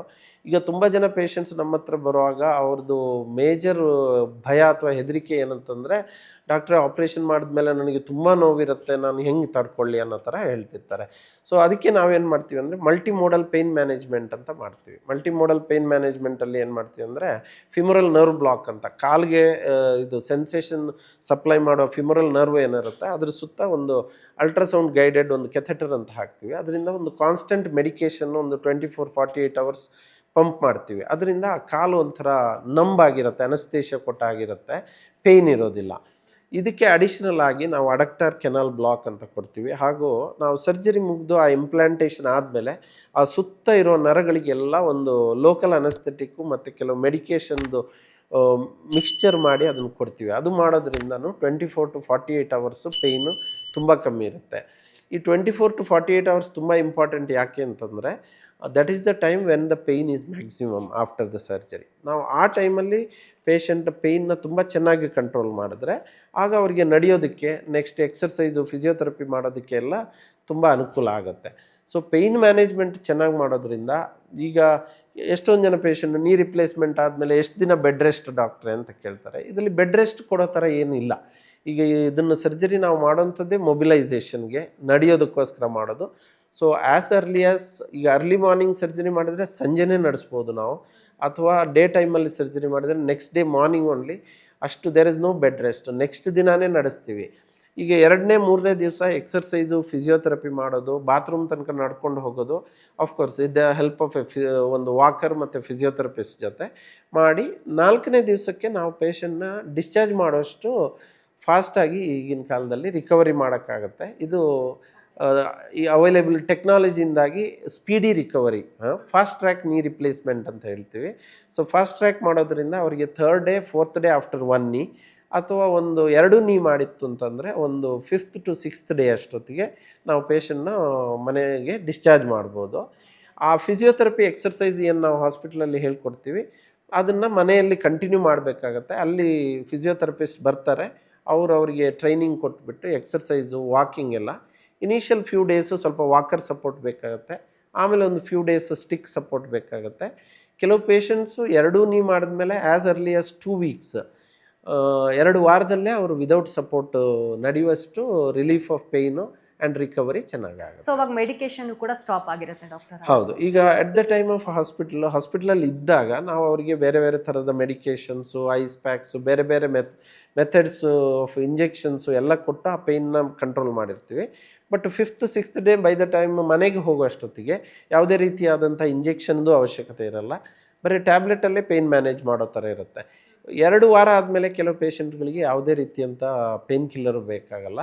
ಕೆಲವು ಸೆನ್ಸಿಟಿವ್ ಇದ್ದವರಿಗೆ ಕೆಲವು ಸಲ ಅಪ್ ಟು ಒಂದು 3 ರಿಂದ 4 ವಾರ ತನಕ ಸಮ್ ಮೈಲ್ಡರ್ ಟ್ಯಾಬ್ಲೆಟ್ಸ್ ಬೇಕಾಗ್ಬೋದು. ಅದಾದಮೇಲೆ ಆ ಪೇಯ್ನ್ ಕಿಲ್ಲರ್ದು ಅವಶ್ಯಕತೆ ಬರೋದಿಲ್ಲ. ಆಮೇಲೆ ಓಡಾಡೋದು, ನಡೆಯೋದು, ಎಕ್ಸರ್ಸೈಸ್ ಮಾಡ್ತಾ ಮಾಡ್ತಾ ಪೇಯ್ನು ಎಲ್ಲ ಕಡಿಮೆ ಆಗುತ್ತೆ. ಎಕ್ಸರ್ಸೈಸ್ ಮಾಡೋದ್ರಿಂದ ಈ ಸ್ಟಿಫ್ನೆಸ್ ಎಲ್ಲ ಕಮ್ಮಿಯಾಗಿ ಮೊಬಿಲಿಟಿ ಇನ್ಕ್ರೀಸ್ ಆಗುತ್ತೆ. ಸೊ ಅದರಿಂದಾಗಿ ಅವ್ರದ್ದು ಪೇಯ್ನು ರಿಲೀಫ್ ಆಗುತ್ತೆ. ಓಕೆ ಡಾಕ್ಟರ್, ಇನ್ನು ಈ ರೋಬೋಟಿಕ್ ಸರ್ಜರಿ ಬಗ್ಗೆ ಮಾತಾಡೋದಾದ್ರೆ ನೀ ರಿಪ್ಲೇಸ್ಮೆಂಟ್ಗೆ ಸಂಬಂಧಪಟ್ಟಂಗೆ ಎಷ್ಟು ಹೆಲ್ಪ್ ಆಗಬಹುದು ಇದು ಅಂತ? ಹೌದು. ಈಗ ರೋಬೋಟಿಕ್ ಅನ್ನೋದು ಹೊಸ ತಂತ್ರಜ್ಞಾನ, ಹೊಸ ಟೆಕ್ನಾಲಜಿ. ಈಗ ರೆಗ್ಯುಲರ್ಲಿ ಕನ್ವೆನ್ಷನಲ್ ನೀ ರಿಪ್ಲೇಸ್ಮೆಂಟ್ ಮಾಡ್ತಾ ಇದ್ದಾಗ ಈ ರೋಬೋಟಿಕ್ ಟೆಕ್ನಾಲಜಿ ಹೇಗೆ ನಮಗೆ ಹೆಲ್ಪ್ ಆಗುತ್ತೆ ಅಂತಂದರೆ, ಈಗ ನಾವು ಆನ್ ದ ಟೇಬಲ್ ನಾವು ಆ ಇಂಪ್ಲಾಂಟ್ಗಳದ್ದು ಪೊಸಿಷನ್ನು, ಅಲೈನ್ಮೆಂಟು ಎಲ್ಲ ನಾವು ಯಾವ ರೀತಿ ಮಾಡ್ತೀವಿ ಅಂತಂದರೆ, ನಾವೊಂದು ಜಿಗ್ ಬೇಸ್ಡ್ ಸಿಸ್ಟಮ್ ಅಂತೇಳಿ ನಮಗೆ ಆ ಜಿಗ್ಗಲ್ಲಿ ನೋಡಿಕೊಂಡು ನಾವು ಮಾಡ್ತಿರ್ತೀವಿ. ಈಗ ಈ ರೋಬೋಟಿಕ್ ಹೇಗೆ ಅಂದರೆ, ಈಗ ನಮ್ಮ ಫ್ಲೈಟಲ್ಲಿ ನ್ಯಾವಿಗೇಷನ್ ಇದ್ದ ಹಾಗೆ ಅದರಲ್ಲಿ ಹೇಗೆ ಅಂದರೆ ಪೈಲಟ್ ಇದ್ದರೂ ಕೂಡ ನ್ಯಾವಿಗೇಷನ್ ಅವರಿಗೆ ಅದನ್ನು ಪ್ರಿಸೈಸ್ ಆಗಿ ಮಾಡಲಿಕ್ಕೆ ಯಾವ ಥರ ಹೆಲ್ಪ್ ಆಗುತ್ತಾ, ಅದೇ ರೀತಿ ನಮಗೆ ಈ ರೋಬೋಟಿಕ್ ತಂತ್ರಜ್ಞಾನ ಏನು ಮಾಡುತ್ತೆ ಅಂತಂದರೆ, ನಾವು ಪೇಷಂಟ್ ಅಡ್ಮಿಟ್ ಆದಾಗ ಅವ್ರದ್ದು ಒಂದು CT ಸ್ಕ್ಯಾನ್ ಅಂತ ಮಾಡ್ತೀವಿ. CT ಸ್ಕ್ಯಾನ್ ಮಾಡಿ ಅದರದ್ದು ಡೇಟಾ, ಫಿಲ್ಮ್ಸು, ಇಮೇಜಸ್ಸನ್ನೆಲ್ಲ ನಾವು ಈ ರೋಬೋಗೆ ಫೀಡ್ ಮಾಡ್ತೀವಿ. ಫೀಡ್ ಮಾಡಿದಾಗ ಅದು ಆರ್ಟಿಫಿಷಿಯಲಿ ಒಂದು ಪೇಷಂಟಿನ ಸ್ಪೆಸಿಫಿಕ್ ಅನಾಟಮಿಗೆ ಸಂಬಂಧಪಟ್ಟ ಹಾಗೆ ಒಂದು 3D ಮಾಡೆಲ್ನ ಅದು ಕ್ರಿಯೇಟ್ ಮಾಡ್ಕೊಳ್ಳುತ್ತೆ. ನಾವು ಆಪ್ರೇಷನ್ ಟೈಮಲ್ಲಿ ರಿಜಿಸ್ಟ್ರೇಷನ್ ಅಂತ ಆ ಬೋನ್ದು ಸ್ಟ್ರಕ್ಚರ್ಸ್ನೆಲ್ಲ ನಾವು ಅದರಲ್ಲಿ ಒಂದು ರಿಜಿಸ್ಟ್ರೇಷನ್ ಅಂತ ಮಾಡ್ತೀವಿ. ಸೊ ಈ ರೋಬೋ ಏನು ಮಾಡುತ್ತೆ ಅಂದರೆ, on the table during surgery data ಮತ್ತು before surgery CT scan data ಎರಡೂ ಡೇಟಾನ ಮರ್ಜ್ ಮಾಡಿ ಅದು ಒಂದು ಆರ್ಟಿಫಿಷಿಯಲ್ ಬೋನ್ ಮಾಡೆಲ್ನ ಆನ್ ದ ಟೇಬಲ್ ಕ್ರಿಯೇಟ್ ಮಾಡಿಕೊಡುತ್ತೆ ನಮಗೆ ಕಂಪ್ಯೂಟರಲ್ಲಿ. ಸೊ ನಾವು ಆ ಪೇಷಂಟ್ದು ಕಾಲಲ್ಲಿ ಎಷ್ಟು ಬೆಂಡಿದೆ, ಎಷ್ಟು ಡಿಗ್ರಿ ಇದೆ, ನಾವು ಎಷ್ಟು ಬೋನನ್ನು ರಿಸೆಕ್ಟ್ ಮಾಡಬೇಕು, ಯಾವ ಥರ ಇಂಪ್ಲಾಂಟ್ ಸೈಜು, ಶೇಪು, ಯಾವ ಸೈಜ್ ಹಾಕಿದರೆ ಆ ಅಲೈನ್ಮೆಂಟ್ ಕರೆಕ್ಟ್ ಆಗುತ್ತೆ, ಇದನ್ನೆಲ್ಲ ನಾವು ಬಿಫೋರ್ ಸರ್ಜರಿನೇ ನಾವು ಪ್ಲ್ಯಾನ್ ಮಾಡ್ಕೋಬೋದು. ವರ್ಚುವಲಿ ನಾವು ಸ್ಕ್ರೀನ್ ಮೇಲೆ ಒಂದು ಆರ್ಟಿಫಿಷಿಯಲ್ ಇಂಪ್ಲಾಂಟ್ನ ಬೋನ್ ಅನಾಟಮಿ ಮೇಲೆ ಓವರ್ಲ್ಯಾಪ್ ಮಾಡಿ ಆ ಪರ್ಟಿಕ್ಯುಲರ್ ಪೇಷಂಟ್ಗೆ ಸೈಜ್ C ಬೇಕಾ, ಸೈಜ್ D ಬೇಕಾ, ಇದು ಟಿಬಿಯಾ ಸೈಜ್ 1 ಬೇಕಾ, 2 ಬೇಕಾ, ಪಾಲಿಥಿಲಿನ್ 10 ಮಿಲಿಮೀಟರ್ ಬೇಕಾ, 11 ಮಿಲಿಮೀಟರ್, ಸಬ್ ಮಿಲಿಮೀಟರ್ ಆ್ಯಕ್ಯುರಸಿ. ನಾವು ಮಿಲಿಮೀಟ್ರಿಗಿಂತ ಕಡಿಮೆ, ಡಿಗ್ರಿಗಿಂತ 1 ಡಿಗ್ರಿ 2 ಡಿಗ್ರಿಯಲ್ಲಿ ನಾವು ಅದನ್ನು ಅಡ್ಜಸ್ಟ್ ಮಾಡೋಂಥ ಆಪ್ಷನ್ ಇರುತ್ತೆ. ನಾವು ಹ್ಯೂಮನ್ ಐಸ್ ಎಷ್ಟೇ ಆದರೂ ನಾವು 1-2 ಡಿಗ್ರಿನ ನಾವು ಅಸೆಸ್ ಮಾಡಲಿಕ್ಕಾಗಲ್ಲ. 1 ಮಿಲಿಮೀಟ್ರ್ 2 ಮಿಲಿಮೀಟ್ರ್ ವ್ಯತ್ಯಾಸ ನಮಗೆ ಗೊತ್ತಾಗೋದಿಲ್ಲ. ರೋಬೋದಲ್ಲಿ ಏನಾಗುತ್ತೆ ಅಂದರೆ, ಇದನ್ನೆಲ್ಲ ಟೆಕ್ನಾಲಜಿ ನಾವು ಯೂಸ್ ಮಾಡೋದ್ರಿಂದ ನಾವು ಆ ಡೇಟಾವನ್ನೆಲ್ಲ ಫೀಡ್ ಮಾಡಿ ಇಷ್ಟು ಮಿಲಿಮೀಟರ್ ಕಟ್ ಅಂತ ಹೇಳಿದರೆ ರೋಬೋಟಿಕ್ ಆರ್ಮ್ ಅಂತ ಏನು ಹೇಳ್ತೀವಿ, ಅದು ಎಕ್ಸಾಕ್ಟಾಗಿ ಪ್ರಿಸೈಸ್ ಆಗಿ ಆ ಬೋನ್ ಕಟ್ ಮಾಡೋದ್ರಲ್ಲಿ ಸರ್ಜನ್ಗೆ ಹೆಲ್ಪ್ ಆಗುತ್ತೆ. ಆಮೇಲೆ ಆ ಕಟ್ ಮಾಡಿರೋ ಬೋನ್ ಎಷ್ಟಾಗಿದೆ ಅನ್ನೋದನ್ನು ನಾವು ಕ್ರಾಸ್ ಚೆಕ್ ಮಾಡ್ಬೋದು ಆನ್ ದ ಟೇಬಲು.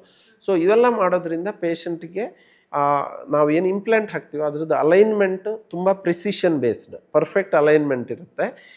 ಆಮೇಲೆ the amount of soft tissue ನಾವು ನಾರ್ಮಲ್ ಆಗಿ ಡಿಸೆಕ್ಟ್ ಮಾಡೋದು, ಡಿಸೆಕ್ಷನ್ ಕಡಿಮೆ ಇರುತ್ತೆ, ಬ್ಲೀಡಿಂಗ್ ಕಡಿಮೆ ಇರುತ್ತೆ. ಸೊ ಇದೆಲ್ಲದರಿಂದಾಗಿ ಪೇಯ್ನ್ ಕಡಿಮೆ ಇರುತ್ತೆ ಹಾಗೂ ಪೇಷಂಟ್ ರಿಕವರಿ ಫಾಸ್ಟರ್. ಈಗ ಕನ್ವೆನ್ಷನಲ್ ನೀ ರಿಪ್ಲೇಸ್ಮೆಂಟ್ಗಿಂತ ಈ ನೀ ರಿಪ್ಲೇಸ್ಮೆಂಟಲ್ಲಿ ಬ್ಲೀಡಿಂಗ್ ಕಮ್ಮಿ, ಆಮೇಲೆ ಸಾಫ್ಟ್ ಟಿಶ್ಯೂ ಡಿಸೆಕ್ಷನ್ ಕಮ್ಮಿ, ಇಂಪ್ಲಾಂಟ್ ಪೊಸಿಷನ್ ಪ್ರಿಸೈಸ್ ಆಗಿ ಆಗುತ್ತೆ ಹಾಗೂ early recovery and early discharge from the hospital ಮಾಡ್ಲಿಕ್ಕೆ ಆಗುತ್ತೆ. These are the major advantages of robotic surgery. ಅಂದರೆ ಪೇಷಂಟ್ನ ಹಿಸ್ಟ್ರಿ ಏನಿದೆ ಅದನ್ನು ಮೊದಲೇ ರೋಬೋಟಿಕ್ಗೆ ಕೊಟ್ಟುಬಿಟ್ರೆ ಅದು ಡೀಟೇಲ್ ಆಗಿ ಒಂದು ಸ್ಕ್ಯಾನ್ ಮಾಡಿ ಪೇಷಂಟ್ನ ಸ್ಕ್ಯಾನ್ ಮಾಡಿ ಅದು ಡೀಟೇಲ್ ಕೊಟ್ಟಂತ ಸಂದರ್ಭದಲ್ಲಿ ಡಾಕ್ಟರೇ ಈ ಸರ್ಜರಿಯನ್ನ ಮಾಡುವಂಥದ್ದು. ಹೌದು.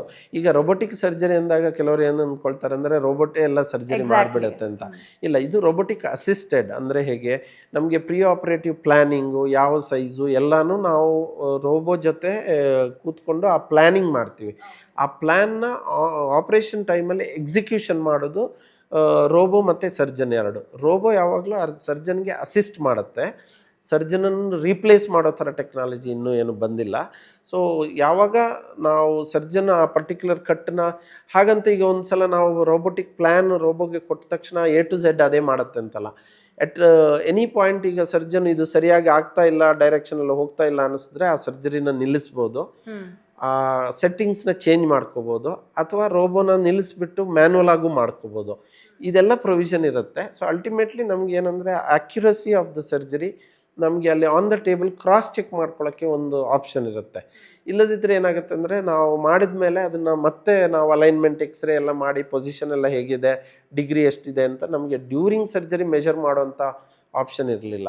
ಸೊ ಇದು ಹೇಗೆ ಅಂದರೆ ನಮಗೆ 2 ಡಿಗ್ರಿ 3 ಡಿಗ್ರಿಯಷ್ಟು ಅಡ್ಜಸ್ಟ್ಮೆಂಟ್ ನಾವು ಆನ್ ದ ಟೇಬಲ್ ಮಾಡ್ಬೋದು. ಸೊ ಇದರಿಂದ ನಮಗೆ ಪೇಷಂಟ್ಗೆ ಅಲೈನ್ಮೆಂಟು, ಆಮೇಲೆ ಈ ಲಾಂಜೆವಿಟಿ ಆಫ್ ಪ್ರಾಸ್ಥೆಸ್, ನಾವು ಏನು ಈಗ ಇಂಪ್ಲಾಂಟ್ ಹಾಕ್ತೀವಿ ಅದೊಂದು 20 ವರ್ಷ ತನಕ ಅದರದ್ದು ಲೈಫ್, 20-25 ವರ್ಷ ತನಕ. ಸೊ ಈ ಪ್ರಿಸೈಸ್ ಆಗಿ ಅದನ್ನು ನಾವು ಕಟ್ ಮಾಡೋದು ಹಾಗೂ ಅಲೈನ್ಮೆಂಟ್ ಮಾಡೋದ್ರಿಂದ ಅದರದ್ದು ಲಾಂಜೆವಿಟಿ ಜಾಸ್ತಿ ಆಗುತ್ತೆ, ಲಾಂಗರ್ ಲೈಫ್ ಬರುತ್ತೆ ಆ ಇಂಪ್ಲಾಂಟಿಗೆ. ನೀ ರಿಪ್ಲೇಸ್ಮೆಂಟ್ ರೋಬೋಟಿಕ್ ಸರ್ಜರಿ ನೀವು ಹೇಳೋದಾದರೆ ಸಕ್ಸಸ್ ರೇಟ್ ಎಷ್ಟು ಮಟ್ಟಿಗಿದೆ ಅಂತ? ಅದೇ ಈಗ ಪ್ರೆಸೆಂಟ್ಲಿ ಹೇಳೋದಾದರೆ ನಾನು ಹೇಳೋದಾದರೆ ನಿಯರ್ಲಿ 100%. ಯಾಕೆಂದರೆ ಈಗ ನಮಗೆ ಕನ್ವೆನ್ಷನಲ್ ನೀ ರಿಪ್ಲೇಸ್ಮೆಂಟ್ ಮಾಡಿರೋ ಅನುಭವ ಸುಮಾರು ಒಂದು 20 ವರ್ಷದ ಅನುಭವ ಇದೆ ನಮಗೆ. ಸೊ ಆದ್ದರಿಂದ ಕನ್ವೆನ್ಷನಲ್ ನೀ ರಿಪ್ಲೇಸ್ಮೆಂಟಲ್ಲಿ ನಾವೆಲ್ಲ ಮಾಡಿರೋದ್ರಿಂದ ಈಗ ಇದು ಒಂದು ನಮಗೆ ಅಡಿಷ್ನಲ್ ಟೆಕ್ನಾಲಜಿ ಇದ್ದ ಹಾಗೆ. ಈಗ ನೀವು 10 ವರ್ಷದಿಂದ ಡ್ರೈವ್ ಮಾಡ್ತಾ ಇರ್ತೀರಿ ಬೆಂಗಳೂರಲ್ಲಿ, ಈಗ ನಿಮಗೆ ಗೂಗಲ್ ಮ್ಯಾಪ್ ಬಂದಿದೆ ಅಂತ ಇಟ್ಕೊಳ್ಳಿ. ನೀವು ಗೂಗಲ್ ಮ್ಯಾಪ್ ನಿಮಗೆ ಎಕ್ಸಾಕ್ಟಾಗಿ ಹೇಳುತ್ತೆ 10 ಮೀಟ್ರಿಂದ ಲೆಫ್ಟ್ ತೊಗೊಳ್ಳಿ, ಈ ರೋಡ್ ಬ್ಲಾಕ್ ಆಗಿದೆ, ಇಲ್ಲಿ ಟ್ರಾಫಿಕ್ ಸ್ಮೂತ್ ಆಗಿದೆ ಅಂತ. ನೀವು ವಿದೌಟ್ ದ್ಯಾಟ್ ಆಲ್ಸೋ ನಾವು ಡ್ರೈವ್ ಮಾಡ್ತೀವಿ. ಬಟ್ ಇದರಲ್ಲಿ ಏನಂದರೆ ನೀವು ಪ್ಲ್ಯಾನಿಂಗ್ ಚೆನ್ನಾಗಿ ಮಾಡ್ಕೊಳ್ಬೋದು, ಎಲ್ಲ ಅವಾಯ್ಡ್ ಮಾಡ್ಕೋಬೋದು ಜಾಗನ. ಇದೇ ಥರ ನಮಗೆ ಈ ಟೆಕ್ನಾಲಜಿಯಿಂದ ಏನಾಗುತ್ತೆ ಅಂದರೆ ನಾವು ಅದನ್ನು ಪ್ರಿಸಿಷನ್ ಚೆನ್ನಾಗಿ ಮಾಡ್ಬೋದು, ಪ್ಲ್ಯಾನಿಂಗ್ ಚೆನ್ನಾಗಿ ಮಾಡ್ಬೋದು.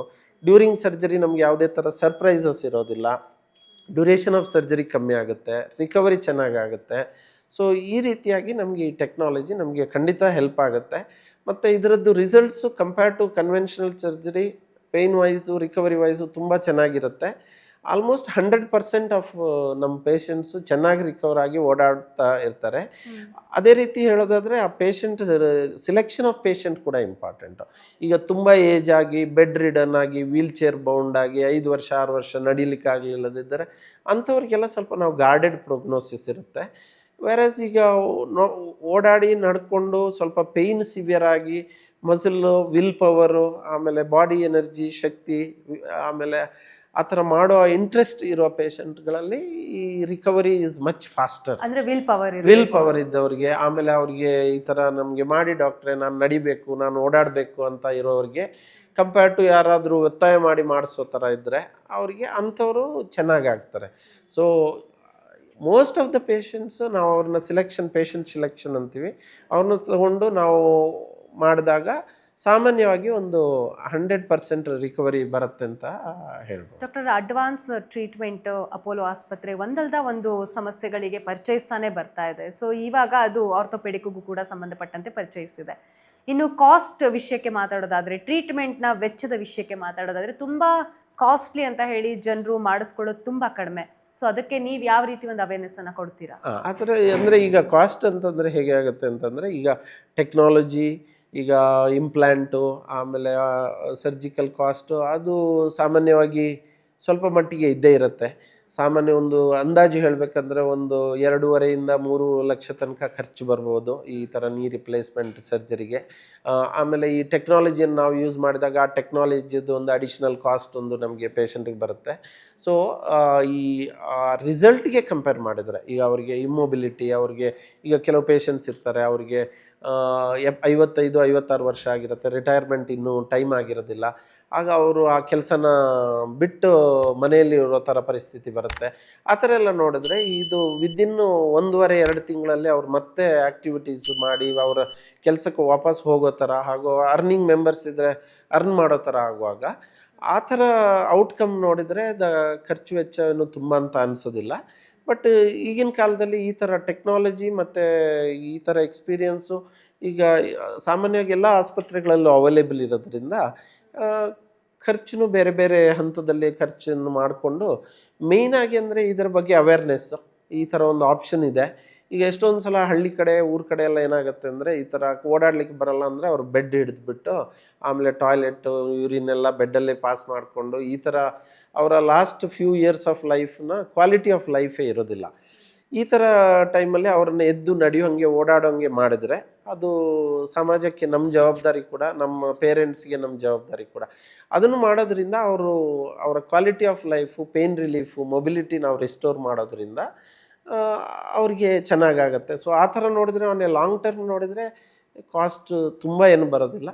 ಆಫ್ಕೋರ್ಸ್ ಕಾಸ್ಟ್ ಇದು ಮಾಡೋದಕ್ಕೆ ಬೇರೆ ಬೇರೆ ವಿಧಾನಗಳಿದೆ, ಬೇರೆ ಬೇರೆ ಥರ ಇಂಪ್ಲಾಂಟ್ಸ್ ಇದೆ, ಬೇರೆ ಬೇರೆ ವಾರ್ಡ್ಸ್ ಇದೆ, ಬೇರೆ ಬೇರೆ ಹಾಸ್ಪಿಟಲ್ಸ್ ಇದೆ. ಸೊ ಅಲ್ಟಿಮೇಟ್ಲಿ ಈ ಸರ್ಜರಿನ ಒಂದು ಜೀವನ ಇದು ಜೀವನವನ್ನೇ ಬದಲಾಯಿಸುವಂಥರ ಒಂದು ಆಪ್ರೇಷನ್ ಅಂತ ನೋಡಬೇಕು ಹೊರತು ಕಾಸ್ಟ್ ಎಲ್ಲದರಲ್ಲೂ ಇದೆ, ಎಲ್ಲ ವಿಷಯದಲ್ಲೂ ಕಾಸ್ಟ್ ಇರುತ್ತೆ. ಮತ್ತು ಕಾಸ್ಟನ್ನು ಮ್ಯಾನೇಜ್ ಮಾಡೋ ವಿಧಾನಗಳು ಬೇರೆ ಬೇರೆ ಥರ ಇರುತ್ತೆ. ಸೊ ಬಟ್ ಇದರಿಂದ ಸಿಗುವಂತಹ ಪ್ರಯೋಜನ ಇದೆಯಲ್ಲ, ಅದು ಆ ಕಾಸ್ಟ್ಗಿಂತ 20 ಅಥವಾ 100 ಪಟ್ಟು ಜಾಸ್ತಿ ಅಂತ ಹೇಳಲಿಕ್ಕೆ ಇಷ್ಟಪಡ್ತೀನಿ. ಹೌದು, ನಿಜ ಡಾಕ್ಟರ್ ಇನ್ನು ಕೊನೆಯದಾಗಿ, ಕಾರ್ಯಕ್ರಮದ ಕೊನೆಯದಾಗಿ ಏನಂತಂದರೆ, ಕೆಲವರು ಎಕ್ಸಸೈಸ್ ಮಾಡೋದೇ ಇಲ್ಲ, ಕೆಲವರು ವಿಪರೀತವಾಗಿ ಎಕ್ಸಸೈಸ್ ಮಾಡ್ತಾರೆ, ಅದರಿಂದ ಈ ಜಾಯಿಂಟ್ ಮೇಲೆ ತುಂಬ ಎಫೆಕ್ಟ್ ಆಗುತ್ತೆ. ಸೊ ಯಾವ ಥರ ಬ್ಯಾಲೆನ್ಸ್ ಮಾಡಬೇಕು ಡಾಕ್ಟರ್ ನಮ್ಮ ದಿನನಿತ್ಯದ ರುಟೀನಲ್ಲಿ ಈ ಒಂದು ಎಕ್ಸಸೈಸ್ ಅನ್ನೋದನ್ನು? ಹೌದು, ಈಗ ಆಪ್ಟಿಮಮ್ ಅಂತ ಹೇಳ್ತೀವಿ. ಈಗ ನೋಡಿ, ನಾನು ಲಾಸ್ಟು 20 ವರ್ಷದಿಂದ ಈ ಪ್ರಾಕ್ಟೀಸ್ ಮಾಡ್ತಾ ಇದ್ದೀನಿ ನಾನು ಈ ಆರ್ಥೋಪೆಡಿಕ್ನ. ಈಗ ಯಾವುದೇ ವಿಷಯ ಆದ್ರೂ ಅತಿ ಆದರೆ ಅದು ತೊಂದರೆ ಆಗ್ತದೆ. ಯಾವುದೇ ವಿಷಯ ಆದರೆ ಎಕ್ಸಸೈಸ್ ಆಗಲಿ ಯಾವುದೇ ಆಗಲಿ ಬಿಯಾಂಡ್ ಎ ಲಿಮಿಟ್, ನೀವು ಅಮೃತ ಕೂಡ ವಿಷ ಆಗ್ಬೋದು ಅಂತ ಹೇಳ್ತಾರೆ. ಆ ಥರ ನಾವು ಎಲ್ಲವನ್ನು ಆಪ್ಟಿಮಮ್ ಆಗಿ ಮಾಡಬೇಕು. ಈಗ ವೆಯ್ಟ್ ಲಾಸ್ ಅಂತೇಳಿ ತೀರಾ ವೆಯ್ಟ್ ಲಾಸ್ ಮಾಡೋದು ಅಲ್ಲ, ಎಕ್ಸರ್ಸೈಸ್ ಅಂತ ಹೇಳಿ ತುಂಬ ಎಕ್ಸರ್ಸೈಸ್ ಮಾಡೋದು ಅಲ್ಲ, ಆಪ್ಟಿಮೈಸೇಷನ್. ಅದು ಆಪ್ಟಿಮಮ್ ಅನ್ನೋದು ಒಬ್ಬೊಬ್ಬ ಪರ್ಸನ್ಗೆ ಒಂದೊಂದು ಥರ. ಈಗ ಒಬ್ಬರು 5 ಕಿಲೋಮೀಟ್ರ್ ಓಡಲಿಕ್ಕೆ ಅವ್ರದ್ದು ಇದಿರುತ್ತೆ, ಇನ್ನೊಬ್ರು 10 ಕಿಲೋಮೀಟ್ರ್ ಹಾಗಂತ ಎಲ್ಲರೂ 10 ಕಿಲೋಮೀಟ್ರ್ ಓಡಲಿಕ್ಕೆ ಆಗಲ್ಲ.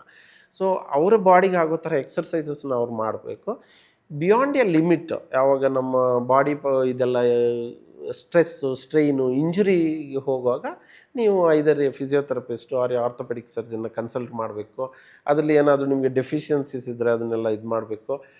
ನಿಮ್ಮ ಬಾಡಿಗೆ, ನಿಮ್ಮ ಸ್ಪೋರ್ಟ್ಸ್ಗೆ, ನಿಮ್ಮ ಲೈಫ್ ಸ್ಟೈಲ್ಗೆ ಆಗೋ ಥರ ಎಕ್ಸರ್ಸೈಸ್ ಯಾವುದು ಅಂತ ಹೇಳಿ ಅದನ್ನು ಚೂಸ್ ಮಾಡಬೇಕು. ಎಲ್ಲ ಥರ ಎಕ್ಸರ್ಸೈಸು ಎಲ್ಲರಿಗೂ ಆಗೋದಿಲ್ಲ. So weight reduction, strengthening exercises, core strengthening, ಇದೆಲ್ಲ ಸ್ಪೋರ್ಟ್ಸು, ಮೂಮೆಂಟು, ಎಕ್ಸರ್ಸೈಸಸ್ಸು ಎಲ್ಲ it is good for the joints. But you should not overdo ಅಥವಾ ಎಕ್ಸೆಸಿವ್ ಮಾಡೋದ್ರಿಂದ ಇಂಜುರೀಸು, ಡ್ಯಾಮೇಜಸ್ ಎಲ್ಲ ಮಾಡೋದ್ರಿಂದ ಇನ್ಫ್ಯಾಕ್ಟ್ ನೀವು ಆರ್ಥರೈಟಿಸ್ನ ಅವಾಯ್ಡ್ ಮಾಡೋ ಬದಲು ಇನ್ನೂ ಆರ್ಥರೈಟಿಸ್ನ ಬೇಗ ಬರೋಂಗೆ ಮಾಡ್ಕೊಂಡಂಗೆ ಆಗುತ್ತೆ, ಅದಕ್ಕೆ ಟ್ರಿಗರ್ ಮಾಡ್ದಂಗೆ ಆಗುತ್ತೆ. ಮತ್ತು ಅದಕ್ಕೆ ಸಂಬಂಧಪಟ್ಟಂಥ ಸ್ಟ್ರೆಂಥನಿಂಗು, ಸ್ಪೆಸಿಫಿಕ್ ಎಕ್ಸರ್ಸೈಸಸ್ ಅಂತ ಹೇಳ್ತೀವಿ. ಈಗ ನಾವು ಪೇಷಂಟ್ಗೆಲ್ಲ ಹೇಳೋದು, ಡಾಕ್ಟ್ರೆ ನಾನು ದಿನ ಇದು ಮಾಡ್ತೀನಿ ಅಂತ. ಈಗ ಫಾರ್ ಎಕ್ಸಾಂಪಲ್ ಫ್ರೋಝನ್ ಶೋಲ್ಡರ್ ಇರುತ್ತೆ, ನಾನು ದಿನ 10 ಕಿಲೋಮೀಟ್ರ್ ನಡೆಯೋದು ಶೋಲ್ಡರ್ಗೆ ಹೆಲ್ಪ್ ಆಗಲ್ಲ. ಸೊ ಅದಕ್ಕೆ ಸಂಬಂಧಪಟ್ಟಂಥ ತೊಂದರೆಗಳಿಗೆ ಅದಕ್ಕೆ ಸಂಬಂಧಪಟ್ಟ ಎಕ್ಸರ್ಸೈಸ್ ಇರುತ್ತೆ. ಸೊ ನೀವು ನಿಮ್ಮ ಡಾಕ್ಟ್ರನ್ನ ಅಥವಾ ನಿಮ್ಮ ಫಿಸಿಯೋಥೆರಪಿಸ್ಟ್ನ ಮೀಟ್ ಮಾಡೋದ್ರಿಂದ ನಿಮಗೆ ಯಾವ ಎಕ್ಸರ್ಸೈಸನ್ನ ನೀವು ಫೋಕಸ್ ಮಾಡಬೇಕಂತ ಅವ್ರು ನಿಮಗೆ ಗೈಡ್ ಮಾಡ್ತಾರೆ. ಆ particular exercises, lifestyle changes, weight reduction, exercise, diet ಇದೆಲ್ಲ ಮಾಡೋದ್ರಿಂದ, ಆಪ್ಟಿಮಮ್ ಅಮೌಂಟ್ ಆಫ್ ಎಕ್ಸರ್ಸೈಸ್ ಮಾಡೋದ್ರಿಂದ ಈ ಬೋನ್ ಆ್ಯಂಡ್ ಜಾಯಿಂಟ್ದು ಹೆಲ್ತ್ ನೀವು ಕಾಪಾಡಿಕೊಂಡು ಹೋಗ್ಬೋದು. ಫ್ಯೂಚರಲ್ಲಿ ಮೋಸ್ಟ್ಲಿ ನಿಮ್ಮ ಈ ಜಾಯಿಂಟ್ ರಿಪ್ಲೇಸ್ಮೆಂಟ್ನ ಅವಾಯ್ಡ್ ಮಾಡ್ಬೋದು ಅಥವಾ ಅಟ್ಲೀಸ್ಟ್ ಅದನ್ನು ಪೋಸ್ಟ್ಪೋನ್ ಮಾಡ್ಬೋದು. ಬಟ್ ನಾನು ಹೇಳಿದ ಹಾಗೆ ಕೆಲವು ಫ್ಯಾಮಿಲಿ ಹಿಸ್ಟ್ರಿ ಅಥವಾ ಜೆನೆಟಿಕ್ ಆರ್ಥರೈಟಿಸ್ ಫ್ಯಾಕ್ಟರ್ಸ್ ಎಲ್ಲ ತುಂಬ ಸ್ಟ್ರಾಂಗ್ ಆಗಿದ್ದರೆ ಕೆಲವು ಸಲ ನಾವು in spite of exercises also at some point we will get it. But ಅಲ್ಲಿ ತನಕ ಅಟ್ಲೀಸ್ಟ್ ನೀವು ಅದನ್ನು ಸ್ವಲ್ಪ ಮುಂದಕ್ಕೆ ಹಾಕೋದಾಗಲಿ, ಪೋಸ್ಟ್ಪೋನ್ ಮಾಡೋದಾಗಲಿ ಅಥವಾ ಕ್ವಾಲಿಟಿ ಆಫ್ ಲೈಫ್ನ ಇಂಪ್ರೂವ್ ಮಾಡೋ ಥರ ಮಾಡ್ಬೋದು ಅಂತ. ಸಾಕಷ್ಟು ಮಾಹಿತಿಯನ್ನು ತಿಳಿಸ್ಕೊಟ್ರಿ ಡಾಕ್ಟರ್. ಒಂದು ಆರ್ಥರೈಟಿಸಿಂದ ಹಿಡಿದು ನೀ ರಿಪ್ಲೇಸ್ಮೆಂಟ್, ಹಾಗೆ ರೋಬೋಟಿಕ್ ಯಾವ ರೀತಿ ನೀ ರಿಪ್ಲೇಸ್ಮೆಂಟ್ಗೆ ಹೆಲ್ಪ್ ಆಗ್ತಾ ಇದೆ, ಸಹಾಯ ಮಾಡ್ತಾ ಇದೆ ಸರ್ಜನ್ಗಳಿಗೆ ಅನ್ನೋದನ್ನು ಸಾಕಷ್ಟು ಮಾಹಿತಿಯನ್ನು ತಿಳಿಸ್ಕೊಟ್ಟಿದ್ದೀರಾ. ನಮಗೆ ಧನ್ಯವಾದ. Thank you. ಸೊ ವೀಕ್ಷಕರೇ ನೋಡಿದ್ರಲ್ಲ, ಕೇವಲ ಕಾಲು ನೋವು, ಮೊಣಕಾಲು ನೋವು ಅಥವಾ ಜಾಯಿಂಟ್ಸ್ ಪೇನ್ ಅಂತ ಹೇಳಿಬಿಟ್ಟು ನೆಗ್ಲೆಕ್ಟ್ ಮಾಡಬೇಡಿ. ಸೂಕ್ತ ಸಮಯದಲ್ಲಿ ಸೂಕ್ತವಾದಂತಹ ಡಾಕ್ಟರ್ಗೆ ಹೋಗಿ ತೋರಿಸಿ ಅದಕ್ಕೆ ತಕ್ಕಂತಹ ಟ್ರೀಟ್ಮೆಂಟ್ಗಳನ್ನು ತೆಗೆದುಕೊಂಡು ಮುಂದೆ ಆಗಬೇಕಾಗಿದ್ದಂತಹ ತೊಂದರೆಗಳಿಂದ ದೂರ ಇರಿ ಅಂತ ಹೇಳ್ತಾ ಇವತ್ತಿನ ನಮ್ಮ Suman TV Kannada health care ಕಾರ್ಯಕ್ರಮ ಮುಗಿಸ್ತಾ ಇದ್ದೀನಿ. ನಮಸ್ಕಾರ.